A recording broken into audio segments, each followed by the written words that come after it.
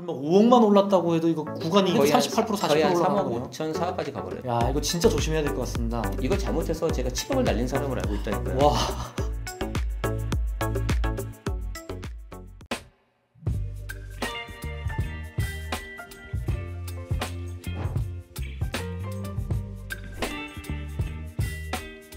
네, 안녕하세요. 개천고 노선생입니다. 자, 오늘은 절세의 신, 대한민국 절세의 탑티어 강사인 제네시스 박님을 모셨습니다.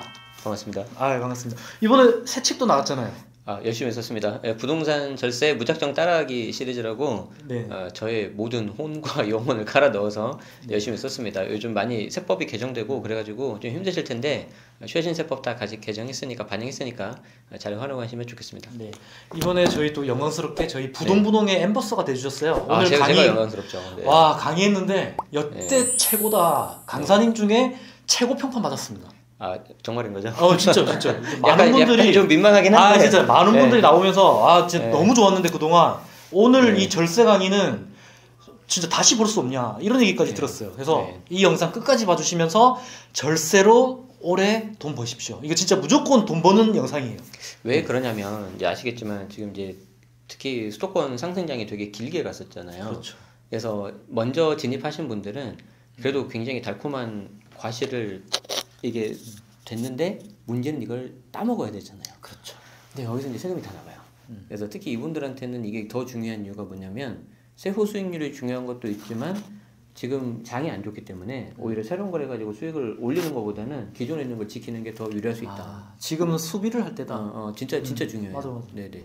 자, 그리고 지금 제일 궁금해하는 게 오늘 강의 때도 질문이 나왔는데 취득세 중과 유예 이거 국회 통과가 안 됐다. 이거 어떻게 해야 되냐 이거 사냐 마냐 이거 시원하게 한번 해답 주시죠. 이 세율이라는 거는 이 관련된 법, 더 정확하게 이제 지방세법을 개정을 해야 돼요. 근데 이 법을 개정을 하려면 국회 동의가 필요합니다. 네네. 그래서 지금 여기에 대해서는 현재 여당하고 야당이 합의된 거가 없기 때문에 지금 여러분들이 원래 당초 2월 달이었는데 그게 무산된 상태고 이 법 밑에 보면 시행령이라고 있어요. 이 시행령은 정부에서 국무회의를 거쳐가지고 공포하면 그날부터 할 수 있는 거예요. 그렇기 때문에 야당의 어떤 국회 협조가 필요 없는 거죠. 그럼 되긴 되겠네요. 그런데 이제 세율 자체를 바꾸는 건 안 돼요. 그럼 이제 시행령을 가지고 그나마 좀 해볼 수 있는 게 취득세 일시적인 주택. 그러니까 이제 종전주택에 있는 처분기한을 뭐 1년이었는데 작년에 2년으로 늘어났죠. 그리고 이제 3년까지. 그리고 이번에는 3년까지 다 늘려버린 거예요. 그래서 취득세, 뭐 종부세, 그리고 양도세, 비과세도 전부 다 이제 3년으로 늘려버린 거죠. 그래서 그걸 좀 잘 활용하시면은 또 그래도 괜찮은 부분이 있을 수 있어요. 예를 들어서 내가 두 번째 주택을 조정대상 지역에서 내가 취득을 한 거죠. 그럼 내가 이거를 두 번째 주택을 샀는데 8%잖아요.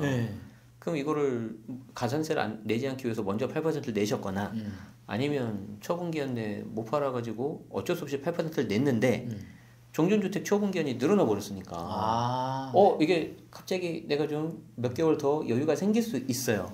그러면 이분들은 잘 생각해 보셔가지고 종전주택 팔아버리면 두 번째 주택 취득세를 8%가 아니라 기본세율 뭐 1에서 3%까지 다운시킬 수 있는 거죠.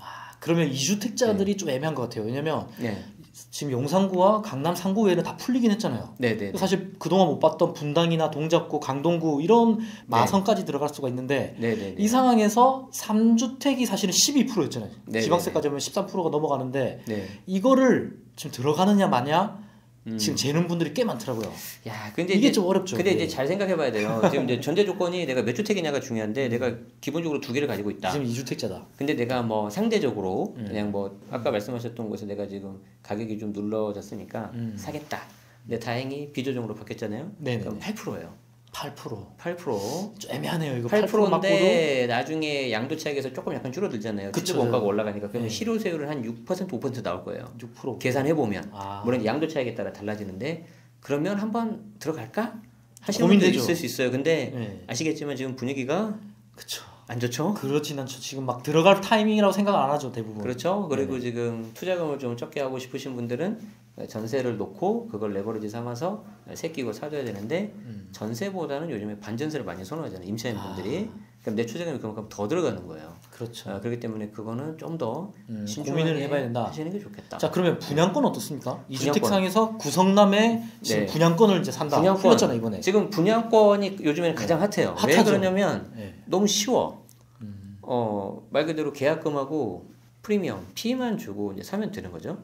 그런데 이제 분양권은 이제 종전주택이 몇 개 있는지에 따라서 완전 전략이 달라져요.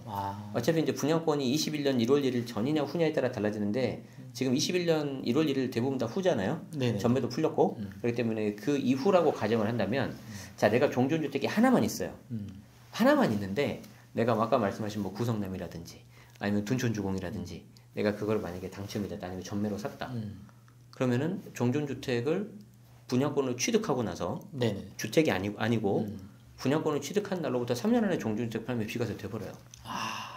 그러면은 내가 종전에 좀 약간 어중간한 구축을 갖고 있었는데 이번에 신축이 될 분양권을 취득을 하고 그 분양권이 새 아파트로 준공이 되는 게 아니라 분양권 자체 상태에서 취득했을 때 3년 안에 팔면 비과세 되거든요. 그렇죠. 2년 이상 보유 거주했다면. 근데 만약에 내가 2개를 가지고 있다. 근데 분양권을 내가 샀다. 그럼 이 경우에는 비과세가 안 돼요. 왜냐면 2개를 갖고 있으니까 3주택이잖아요.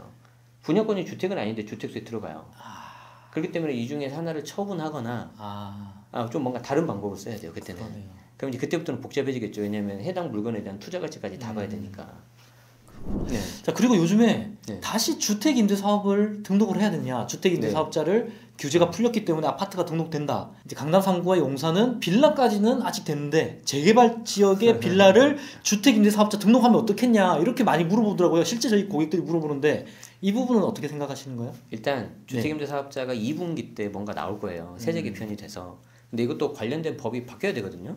그래서 민특법이라든가 그런 게 좀 바뀌어줘야 되는데 일단 바뀌어서 개정돼서 나온다고 가정을 하고 그게 나온다고 했을 때 일단은 좀 신중하셔야 될 것 같아요. 왜 그러냐면 내가 임대주택으로 등록했을 때 어떤 혜택, 세제 혜택이 명확하게 있어야 되는데 왜냐면 최소 10년이거든요. 지금 현재. 물론 짧은 게 나올 수도 있지만 제가 봤을 때는 가능성이 되게 낮단 말이에요. 4년 단기는 없어져 버렸잖아요. 네. 그리고 이번에 저는 개정이 돼야 된다고 생각하는데 거의 가능성이 없어요.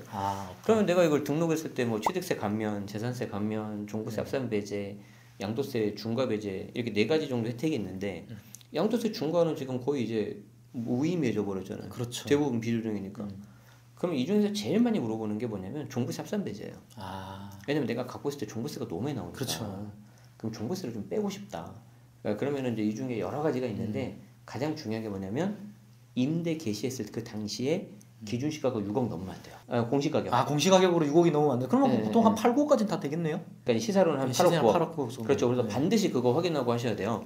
왜 그러냐면은 나중에 등록하고 나서 오르는 건 괜찮은데 등록 시점이 중요한 거다. 그때 이미 6억이 넘었다 그러면은 혜택이 하나도 없어요. 그러면은 이제 그 경우에는 내가 꼼짝없이 10년 의무임대 기간 가져가야 되는 거죠. 저 또 하나 궁금한 게 제가 성남이랑 하남에 각각 하나씩 임대사업자를 가지고 있다가 둘 다 4년 단기로 했다가 다 풀렸어요. 강제 발소 우리 문정권에서. 지금 다시 등록해서 10년 동안 가지고 있으면 뭐 나을 건지 아니면 그냥 지금 타이밍에는 굳이 뭐 할 필요가 없을지 풀린 거는 할 필요 없죠. 왜냐하면 두 가지가 있어요. 아까 말씀드린 것처럼 2분기 때 뭔가 새로 나올 거예요. 그 조건이 더 좋을 수도 있잖아요. 그걸 보고 해야죠. 그리고 두 번째 의무임대 기간이 10년이잖아요. 10년이면 강산을 한 번 되려면 정권은 2번 바뀌어요. 그러네요. 또 어떻게 또 딴소리 할지 몰라. 저희가 또 실제 상담 사례 중에 이런 사례가 많더라고요. 자기는 임대사업자 등록을 해놓고 이번에 이제 실거주 6년을 했기 때문에 이거 팔리면 비과세래. 근데 보니까 임대사업자로 등록한 오피스텔이 하나 툭 튀어나와. 그 얘기를 안 했었어요. 남편이 가지고 있는데 뭐 그거는 얘기도 안 해놓고는 자기 비과세인 줄 알고 팔았대. 그냥 하나 가지고 있는데 이런 경우에 나중에 다시 가산세를 받고 토하게 되잖아요. 이거 어떻게 좀 이렇게 체크를 해야 될까요? 이런 부분에서 세무사가 얘기를 한 게 아니라 그냥 중개사 얘기만 들은 거예요. 우리가 이제 양도세 비과세가 이제 가장 큰 혜택 중에 하나이기 때문에 많이들 좋아하세요. 그런데 과세당국 입장에서는 제일 안 좋은 거예요. 맞잖아요. 그쵸, 항상 빛이 있으면 그림자가 있잖아요. 과세당국 입장에서는 어지간하면은 해주는 게 아니라 뭔가 하나라도 요건이 안 맞아버리면 비과세가 날아가 버리는 거죠.